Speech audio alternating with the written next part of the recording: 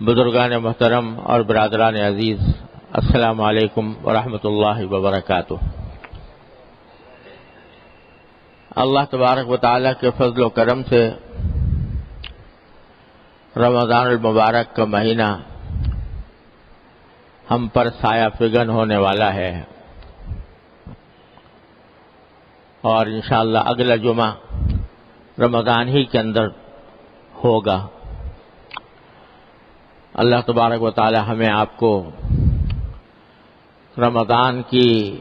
رحمتوں اور برکتوں اور فضیلتوں سے پوری طرح مستفید ہونے کی توفیق عطا فرمائے۔ رمضان کے آنے سے پہلے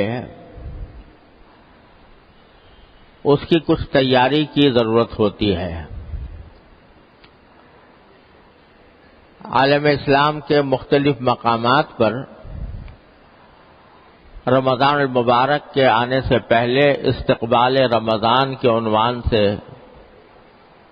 کچھ محفلیں اور تقریبات منعقد ہوتی ہیں۔ وہ محفلیں اور تقریبات رمضان کے استقبال کے لیے اگر مفاسد سے خالی ہوں تو کوئی بری بات نہیں ہے۔ رمضان المبارک کے استقبال کا اس کی طرف اشتیاق کا اظہار، بشرطے کہ اس میں کوئی دوسرے مفاسد نہ ہوں۔ لیکن اصل رمضان کا استقبال یہ ہے کہ انسان اس مبارک مہینے سے فائدہ اٹھانے کے لیے اپنے آپ کو تیار کرے۔ اس کے لیے ضروری ہے کہ انسان یہ سمجھے کہ رمضان المبارک کا مقدس مہینہ جو آنے والا ہے، یہ اللہ تبارک و تعالی نے کس انداز سے ہم پر فرض کیا ہے، اور اس کے پیچھے کیا کیا حکمتیں ہیں۔ پہلی حکمت جو رمضان مبارک کے لیے اگر غور کیا جائے تو سمجھ میں آتی ہے کہ اللہ تبارک و تعالی نے انسان کو اس کائنات میں پیدا کیا، اور صبح سے لے کر شام تک ہم دیکھتے ہیں کہ انسان دنیا میں آتا ہے، بچہ ہوتا ہے، جوان ہوتا ہے، بوڑھا ہو جاتا ہے، اور پھر دنیا سے رخصت ہو جاتا ہے۔ یہ کیوں پیدا کیا جا رہا ہے انسان کو دنیا میں، جبکہ ایک دن اس کو جانا بھی ہے؟ تو اللہ تبارک و تعالی نے اس آیت کریمہ میں جو میں نے ابھی آپ کے سامنے تلاوت کی، اللہ تبارک و تعالی نے انسان کی تخلیق کا، اس کی پیدائش کا، دنیا میں آنے کا مقصد بیان کیا ہے، بالکل دو ٹوک الفاظ میں، واضح الفاظ میں، جس میں کوئی ایچ پیچ نہیں، کوئی پوشیدگی نہیں۔ فرمایا وَمَا خَلَقْتُ الْجِنَّ وَالْإِنسَ إِلَّا لِيَعْبُدُونَ، میں نے جنات اور انسانوں کو کسی اور کام کے لیے پیدا نہیں کیا، صرف اس لیے پیدا کیا تاکہ میری عبادت کریں، میری بندگی کریں۔ تو اللہ تبارک و تعالیٰ نے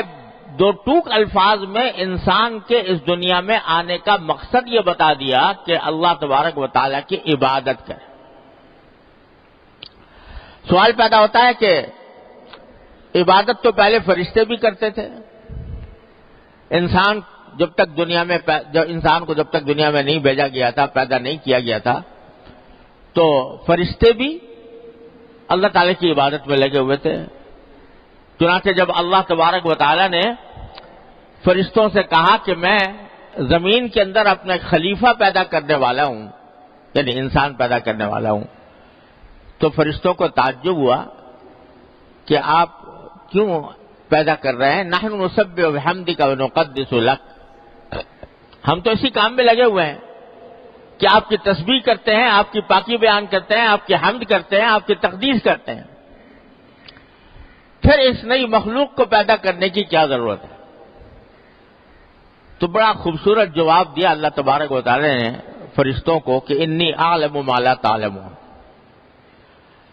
میں جانتا ہوں جو وہ باتیں جو تم نہیں جانتے۔ اور وہ در حقیقت بات غور کرنے سے یہ سمجھ میں آتی ہے کہ بے شک فرشتے عبادت میں لگے ہوئے تھے، اللہ تعالیٰ کی تسبیح و تقدیس میں لگے ہوئے تھے، لیکن ان کو اللہ تعالیٰ نے پیدا ہی اس لیے کیا تھا کہ وہ اس کی تسبیح و تقدیس میں لگے رہیں۔ ان کے اندر اللہ تبارک و تعالیٰ نے گناہ کرنے کی، غلطی کرنے کی، غلطی کرنے کا کوئی مادہ ہی نہیں رکھا تھا۔ نہ ان کو بھوک لگتی، نہ ان کو پیاس لگتی، نہ ان کے دل میں جنسی خواہش پیدا ہوتی، نہ وہ گناہ کرنے پر قدرت رکھتے ہیں۔ اللہ تعالیٰ کی نافرمانی پر ان کو قدرت ہی حاصل نہیں، پیدا اس طرح کیا گیا۔ لیکن انسان کو پیدا کرتے ہوئے اللہ تبارک و تعالیٰ نے انسان کو ایسا بنایا کہ فَأَلْهَمَهَا فُجُورَهَا وَتَقْوَاهَا، اس کے اندر دونوں قسم کے مادے رکھ دیے، گناہ کا بھی اور اطاعت کا بھی۔ دونوں قسم کے مادے انسان کے اندر موجود ہیں۔ بھوک اس کو لگتی ہے، پیاس اس کو لگتی ہے، جنسی خواہش اس کو پیدا ہوتی ہے، اور خواہشات کا ایک اچھا خاصا لامتناہی سلسلہ ہے جو انسان کے دل میں پیدا ہوتا رہتا ہے۔ یہاں اللہ تبارک و تعالیٰ کو ایسی مخلوق پیدا کرنی تھی کہ جو گناہ کر سکتی ہے، لیکن اللہ تبارک و تعالیٰ کے حکم کی اطاعت میں کرتی نہیں۔ فرشتے تو وہ مخلوق تھے جو گناہ کر ہی نہیں سکتے تھے، اللہ تعالیٰ کی نافرمانی کا ان کے اندر مادہ ہی نہیں تھا، لیکن انسان کو پیدا کرتے ہوئے اللہ تبارک و تعالیٰ نے اس کے اندر دونوں مادے رکھ دیے، اور یہ اس کو ایک آزمائش میں مبتلا کیا کہ گناہ کا راستہ بھی تمہارے لیے کھلا ہوا ہے اور ثواب کا راستہ بھی کھلا ہوا ہے۔ اب تم اپنی اختیار سے، اپنی سمجھ کو کام میں لے کر اگر گناہ کے راستے کو چھوڑو گے، اللہ تبارک و تعالیٰ سے ڈر کر اور اللہ تبارک و تعالیٰ کی اطاعت کے خیال سے اور ثواب کا راستہ اختیار کرو گے تو تم فرشتوں سے آگے نکل جاؤ گے، فرشتوں سے آگے نکل جاؤ گے، کیونکہ فرشتے گناہ پر قدرت نہیں رکھتے، اگر وہ گناہ سے بچ جائے تو ان کا کوئی کمال نہیں، لیکن انسان کے اندر گناہ کی صلاحیت موجود ہے، اس کے باوجود وہ گناہ نہیں کرتا، اس کے اندر نافرمانی کی صلاحیت موجود ہے مگر نافرمانی نہیں کرتا، اللہ تعالیٰ کی اطاعت میں زندگی گزارتا ہے، تو پھر اس کا مقام فرشتوں سے آگے بڑھ جاتا ہے۔ اس لیے ہم نے باری تعالیٰ فرماتے ہیں میں نے پیدا کیا جنات کو اور انسان کو اس کام کے لیے، صرف ایک کام کے لیے ہے، ما خلقت الجن والانس، میں نے جنات اور انسانوں کو پیدا نہیں کیا الا لیعبدون، مگر ایک ہی کام کے لیے ہے کہ وہ میری عبادت کرے۔ اب عبادت کا جو اصل مفہوم ہے وہ تو یہ ہے کہ انسان اللہ تعالیٰ کے سامنے سجدے کرے، رکوع کرے، نماز پڑھے، اس کا ذکر کرے، اس کے کلام کی تلاوت کرے، اللہ تبارک و تعالیٰ کے ذکر میں اپنی زندگی گزارے، اصل عبادت تو یہ ہے۔ لیکن اللہ تبارک و تعالیٰ نے اپنے فضل و کرم سے انسان کے لیے ایک آسانی یہ پیدا فرما دی کہ اگرچہ تمہاری تخلیق کا بنیادی مقصد تو یہ عبادت کرنا تھا، لیکن تمہیں بھوک بھی لگتی ہے، پیاس بھی لگتی ہے، تمہارے ساتھ بشری تقاضے بھی لگا دیے ہم نے، اور بشری ضروریات بھی تم سے وابستہ ہیں، اس واسطے تمہیں اجازت دے دی ہے کہ ٹھیک ہے تم اس کام کو ان کی خواہشات کو اور اپنی ضروریات کو پورا کرنے کے لیے دوسرے کام کی تمہیں اجازت ہے، روزی کمانے کی تمہیں اجازت ہے، تجارت کی تمہیں اجازت ہے، زراعت کی تمہیں اجازت ہے، اور کہیں اگر ملازمت کے ذریعے روزی کمانی ہو تو اس کی تمہیں اجازت ہے۔ یہ اجازت دے دی ہے تمہاری ضروریات کو مد نظر رکھتے ہوئے، یعنی اصل تقاضا تو یہ تھا کہ جب پیدا کیا تھا صرف عبادت کے لیے تو آدمی دن رات صبح سے لے کر شام تک مسلسل عبادت ہی میں لگا رہے اور کوئی کام نہ کرے، لیکن چونکہ ساتھ انسان کی ضروریات وابستہ ہے لہذا اجازت دے دی کہ بھائی تجارت بھی کر لو، روزی کمانے کے لیے کوئی بھی طریقہ اختیار کر لو، حلال طریقہ،